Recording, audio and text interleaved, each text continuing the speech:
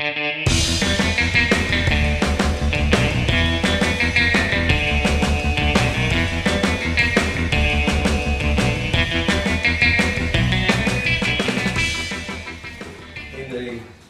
presumably forthcoming book called Counterfactuals Are False, Hájek infers the truth of its title from the ubiquity of chance. Well, I'm going to argue that he's wrong. Ubiquity of chance doesn't verify his title. But first, I must say something about what chances are and why we need to distinguish them from other kinds of property, notably credences, and that distinction is that's in note 1 on the handout. Well, chances are the empirical probabilities postulated by theories in physics, genetics, evolution, epidemiology, and so on, to explain otherwise inexplicably stable frequencies like the proportion of radium atoms decaying in a given time, human births of a male, and so on. Chances are called probabilities because they use a certain mathematical measure which, among other things, whose values, among other things, range from 0 to 1. They aren't the only quantities, though, that use such a measure, use that measure. It's also used to measure degrees of belief or credences postulated by decision theories to explain actions. And that's why, because they use that measure, they too are called probabilities. This doesn't make credences chances. The theories that postulate credences don't use them to explain frequencies. They're deterministic. They say, rightly or wrongly, what, in given circumstances, our credences and our desires, our subjective utilities, will, or on normative readings of the theory, should always make us do, not that we will do it more or less frequently.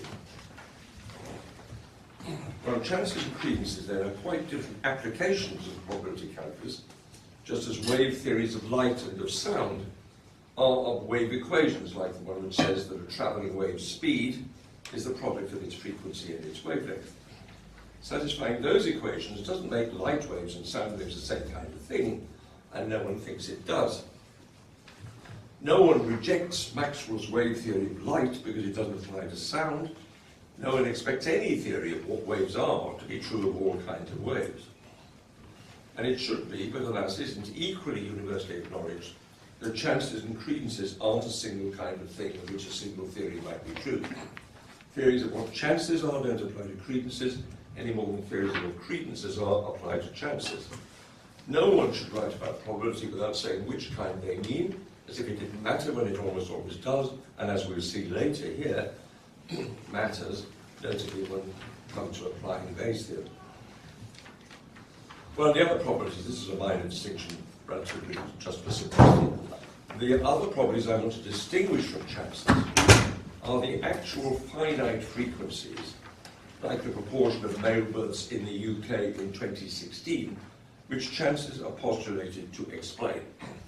And the main reason I'm not calling them chances is that they couldn't possibly falsify singular conditionals like conditional C in note 3.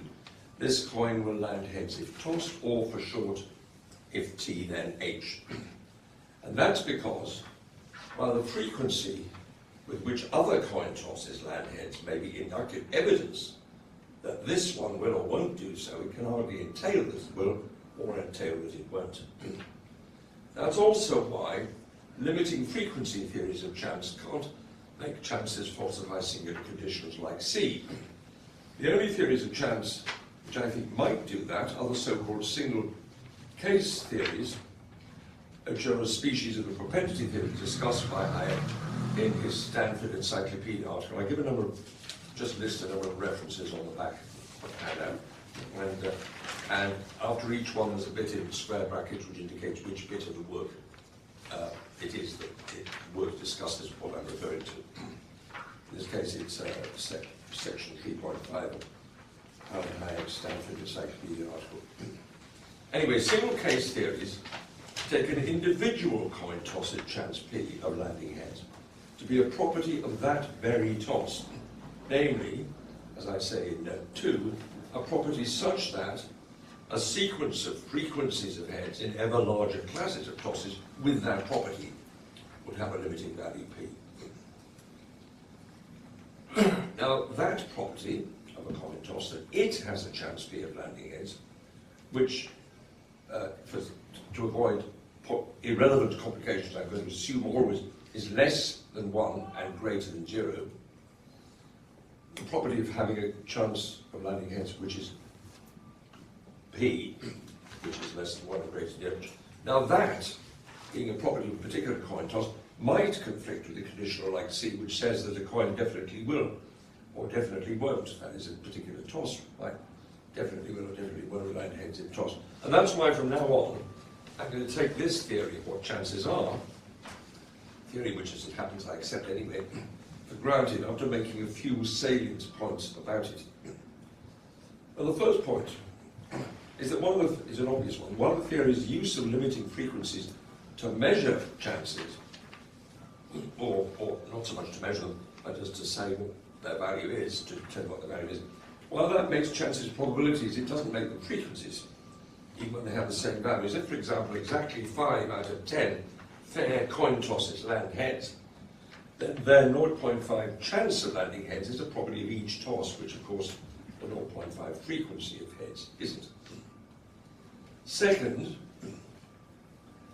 the larger the number of coin tosses with the same chance P of landing heads, the less chance the frequency of heads will have of differing from P by any given amount, however small.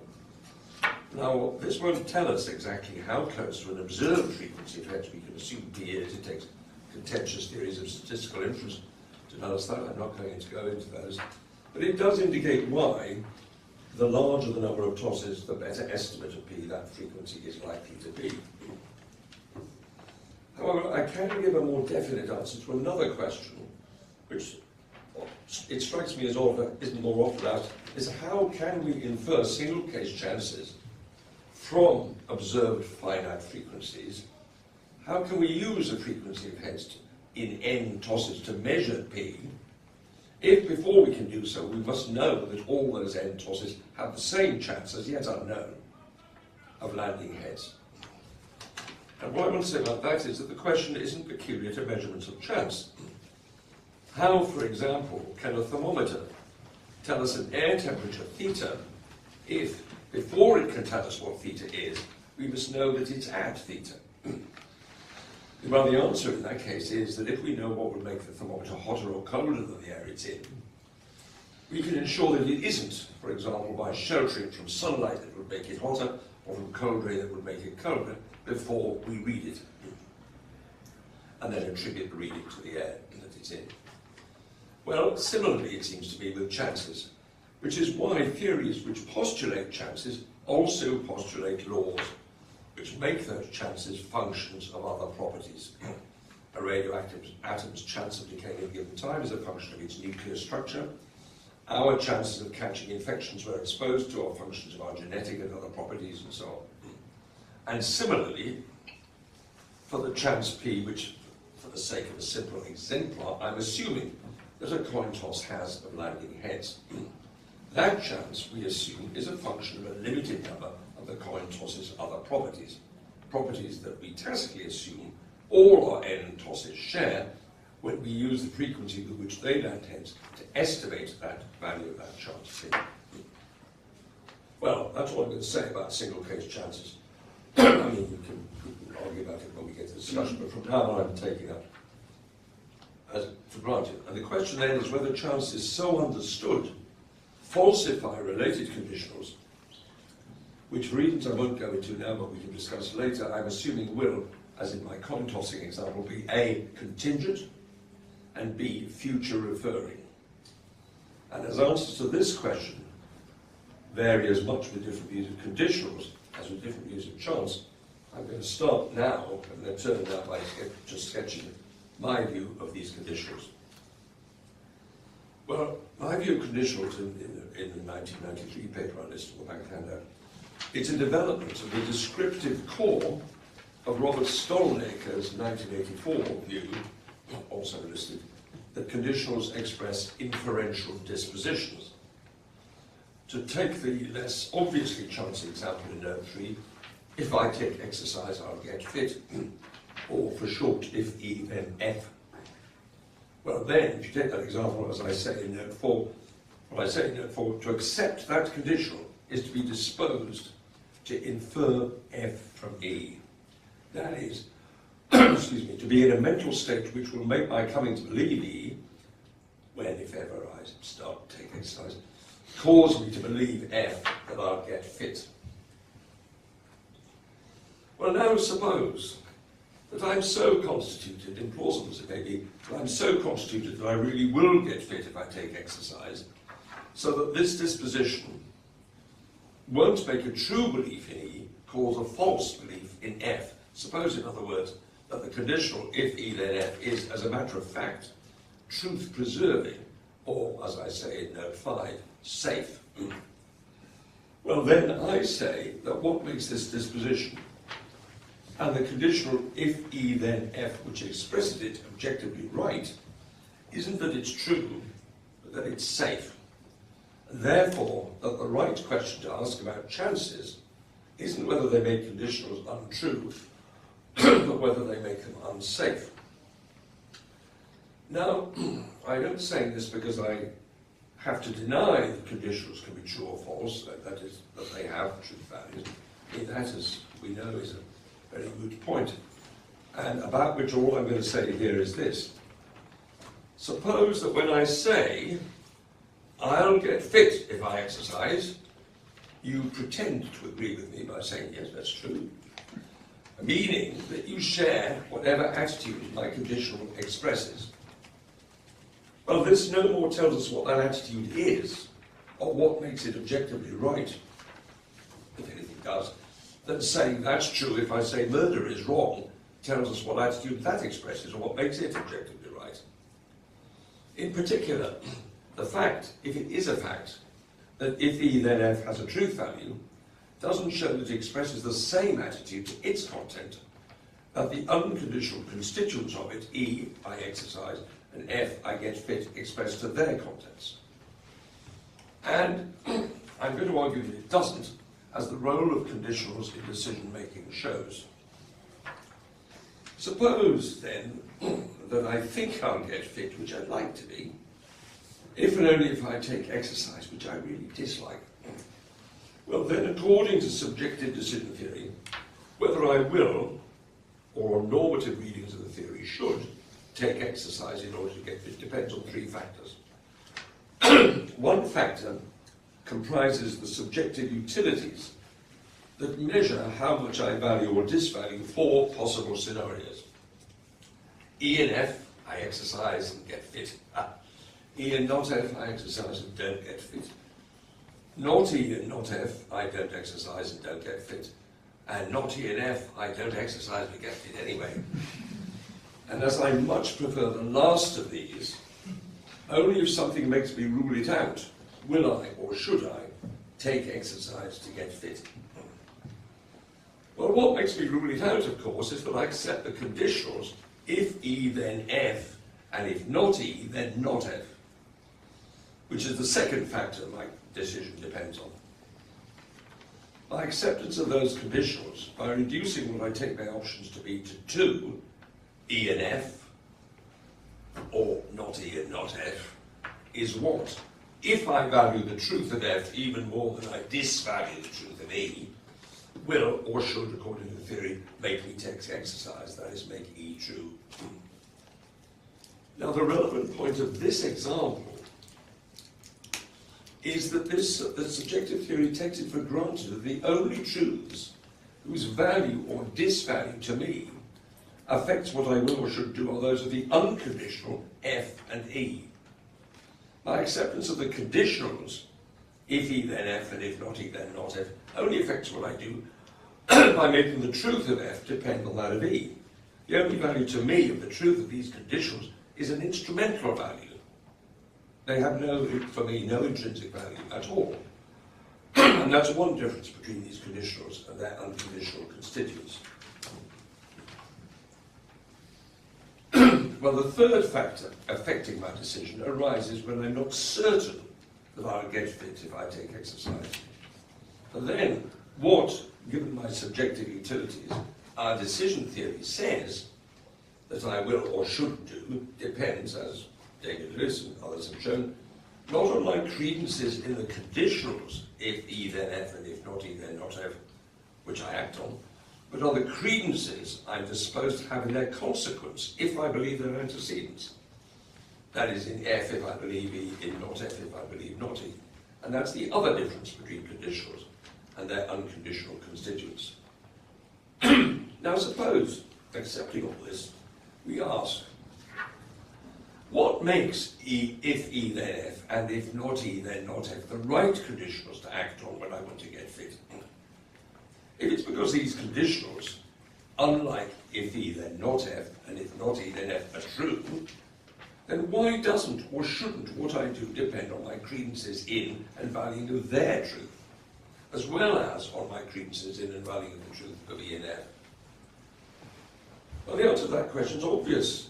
If it's only their safety, the way they make the truth of F depend on the truth of E, that makes it right to act on those conditionals. That explains at once why all that matters is how much I believe in and value the truth of their unconditional constituents, rather than in their truth and valuing or believing in the truth of them. And I think that's evidence for the safety, what I call the safety first view of conditionals. Even so, there are at least three objections to this view, this safety first view that I'm plugging, which I should answer before applying it to the relation between chances and conditionals. Now, the first objection asks how it can apply to complex conditionals, whose antecedents and or consequents are also conditionals, like the third one in note 3. That is, if I get fit if I exercise, then I join a gym. G, if I can afford it, A. Or for short, if F of E, then G of A. How can this conditional be made right by being truth-preserving if its conditional constituents aren't made right by being true? Well, my answer to that assumes the realist view of dispositions, which I've argued for in 2000 article. It's not the back. About, is that right? Yeah, it's about semantics of ontology dispositions. And on that view, the inferential dispositions can cause each other, as well as causing and being caused by unconditional beliefs. And that's why I think, as I say in note 4, that to accept F of E, so accept if F of E, then G of A, is to be disposed, if I accept the simple F of E, to accept the simple G of A. And if those two conditionals are safe, then my disposition to accept one if I accept the other will also be safe, because it won't then make any true unconditional belief cause a false one. Well, realism about dispositions also answers the second objection, which is prompted, for example, by saying of an unconditional proposition like, Trump is a stable genius, which I'm sure is false, can't make true. If that's true, I'll eat my hat. Or, if that's true, I'm a Dutchman. How can these conditionals express dispositions to eat my hat or believe I'm Dutch if I came to believe that Trump is an SG? But I obviously do no such thing. Well, the answer is that that's being so obvious. What that's being so obvious shows is if I did have those dispositions, my coming to believe that Trump is an SG would cause me to lose them. That's what makes my saying that I have them a good way of saying how convinced I am that he isn't. The third objection to my version of my third objection to my safety first view of conditionals is to my version of the centering principle in David Lewis's 1973 book. Well, this, as I say in note 6, is the fact that if, for any P and Q that are true, if P then Q will be safe, that is, it will be true preserved, however independent of each other P and Q are. And to this, in his draft article, online article, Hájek objects that in his words, it strains the ear to say, to assert, for example, that if Canberra were the capital of Australia, then the moon would have large craters. Well, it's true. But the only reason that condition strains the ear, apart from its disingenuous use of the subjunctive, is that its consequence is too well known to need inferring from its antecedent. And that's why no one has, because no one needs the inferential disposition that that conditional expresses. But this doesn't show that the conditional is unsafe. All it shows is that the second conditional in note 6, if a conditional is safe, it's worth accepting, is often unsafe. Just as the third conditional, if an unconditional proposition is true, it's worth believing, is often unsafe.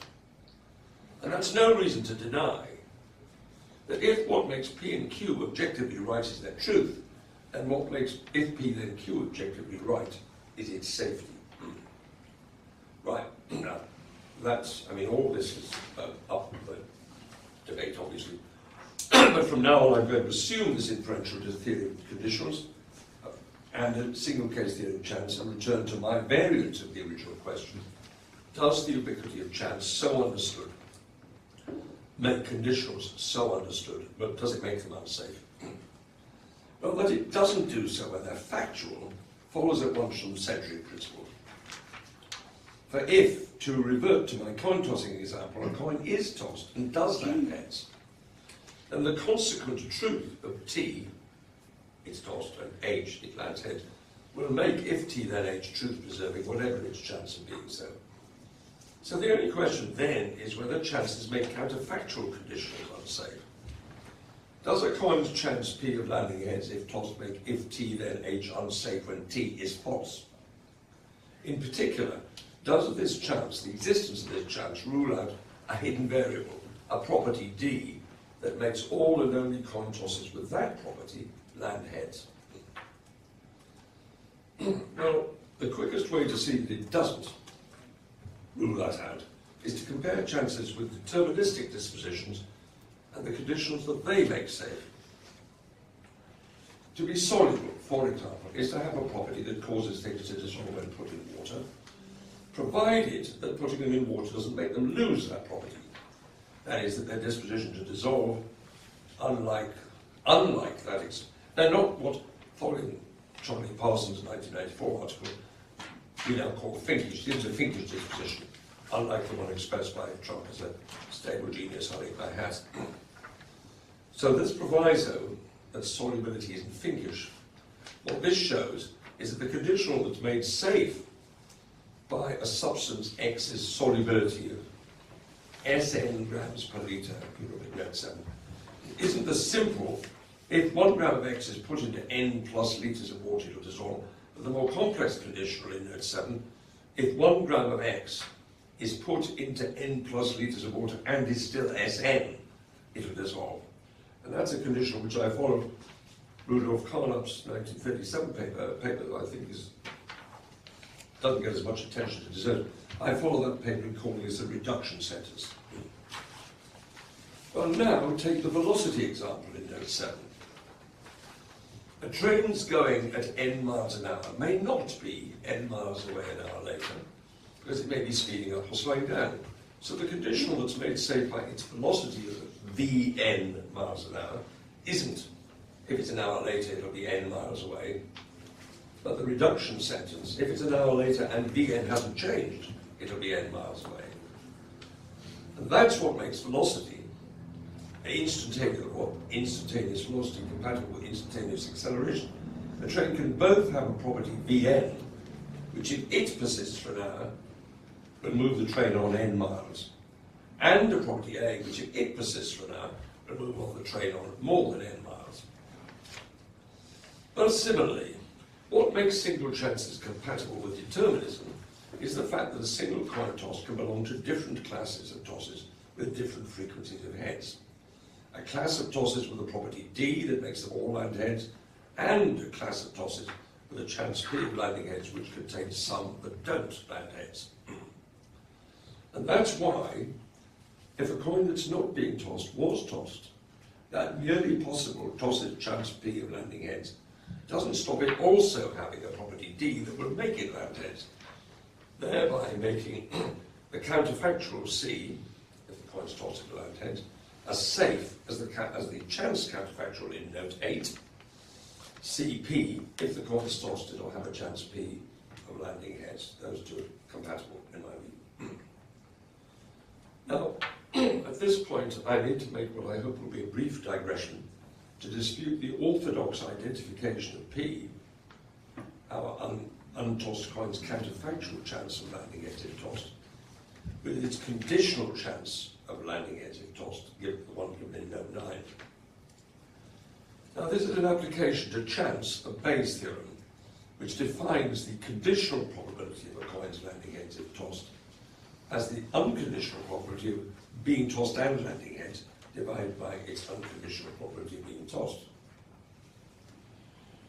Now, Bayes' theorem's best known application, I suppose, isn't to chances but to credences, where it's used to justify Bayesian conditionalization. So suppose, for example, you see a coin being tossed, but you don't see how it lands, and your observation raises to 1 your lower prior credence in the coins being tossed. And then Bayesians will say that this change in that credence should, and if you're rational, will, turn your prior credence in the coin's landing heads into a posterior credence, which is equal to your prior conditional credence in its landing heads. Well, now, whether or not you buy this normative application of Bayes' theorem to credences, I don't as it happens, but it does at least make sense. Applied to chances, it's nonsense. Whether an untossed coin's counterfactual chance of landing heads if tossed can be identified with its actual conditional chance of doing so is a matter not of Bayesian rationality, but of fact. And as a matter of fact, I say it can't be so identified. For when a coin is not being tossed, its actual chance of landing at all, and a fortiori of landing heads, is 0. And so, therefore, is its actual chance of being tossed and landing heads. But then its conditional chance of landing heads if tossed will either be 0, if it did at least have a non-zero chance of being tossed, although it wasn't tossed, or undefined if it had no such chance.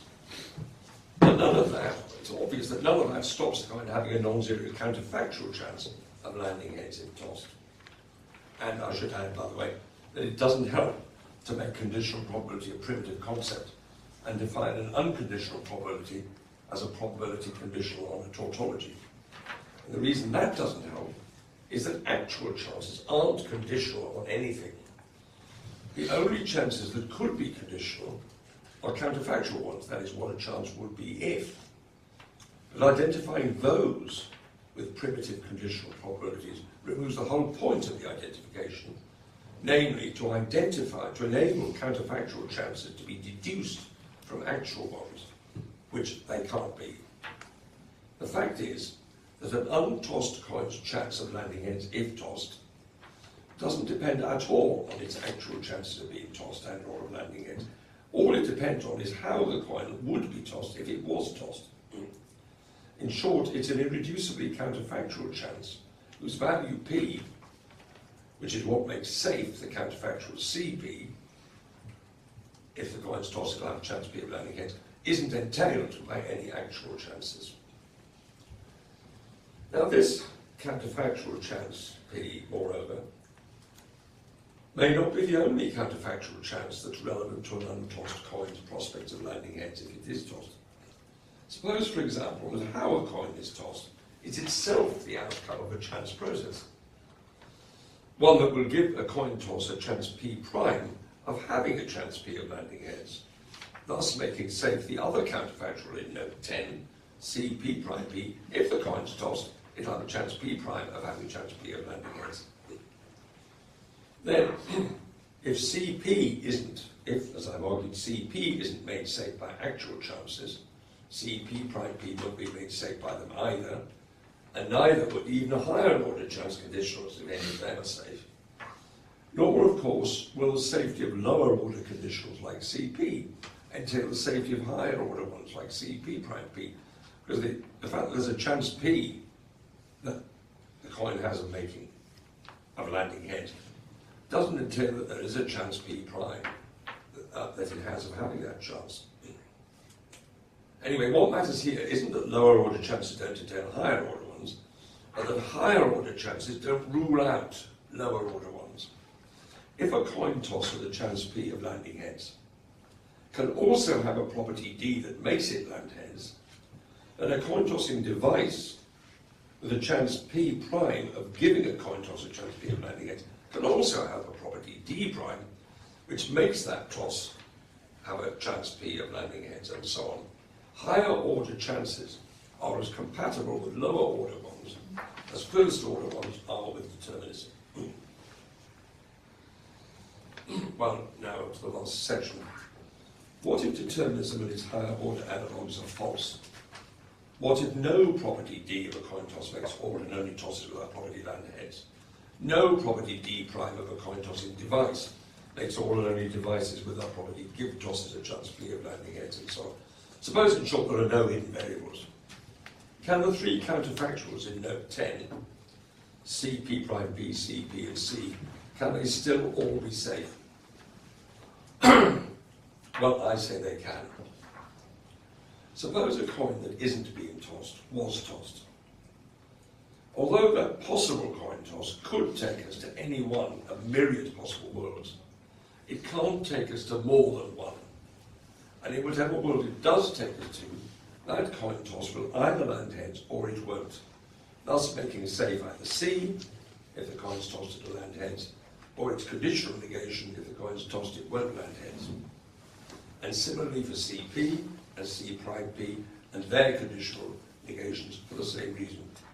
Whatever world our possible coin toss takes us to, the toss will in that world either have or lack a chance P of landing heads, a chance P prime of having a chance P of landing heads, and so on. All that a lack of hidden variables can do is stop us knowing which counterfactuals are safe. And it may not even do that, which is the last point I want to make.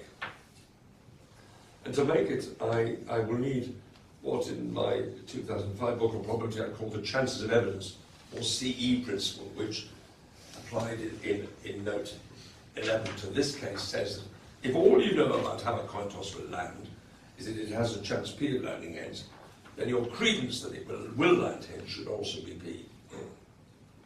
For then, if P is close enough to 1, I think we can know in advance that a future coin toss will land heads, or that a possible coin toss would land heads, even if no present or actual hidden variable makes it do so. Thus, if, to vary the example, all I know about a future toss of a double-headed coin is that its chance of landing head is 0.99, I mean it might land on edge, then the CE principle says that my credence in its landing head should also be 0.99. And this is so close to 1 that unless a £1 bet against heads would net me at least £100 about 1, a normative decision tell me a normative decision theory would tell me that I can safely bet on heads. So if how the coin lands matters less to me than matters it usually will, then I think a 0.99 credence in heads warranted by a known 0.99 chance of heads can amount to knowing that the coin will land heads, provided, of course, that it then does so. Well, more importantly, and I think more interestingly, and I'm not that sure of, I should say, I have a credence rather less than 0.99 in what follows. I think this is how our imperfect senses give us perceptual knowledge. For example, when I see the coin toss that I'm looking at land heads, suppose my eyes and the lighting are good enough to give me a 0.99 chance of seeing truly how the coin landed, and that by seeing it land heads gives me a 0.99 credence that it did land heads, then I think this too will count as knowing how the coin landed, if not too much turns on it. And if more does turn on it, as it sometimes does with testing drugs, well, I can always look again, or more closely, to raise my chance of seeing truly how it landed, and my consequent credence that it landed heads, to as high a level as it takes. And however high that level is, it will always be less than 1 for anyone who's not mad enough to risk losing everything if they're wrong in return for an infinitesimal gain if they're right. And that, as I say, I suspect, is what enables our fallible senses to give us perceptual knowledge. They can give us chances of true perceptions and consequent credences in those perceptions which can be less than 1 and still be high enough in any actual context to warrant betting at any sane odds that those perceptions are true. So in short, and in conclusion, not only does the ubiquity of single-case chances not show that most counterfactuals are unsafe, it doesn't even stop us knowing which are safe if there are hidden variables, and quite often, even if there aren't. Thank you.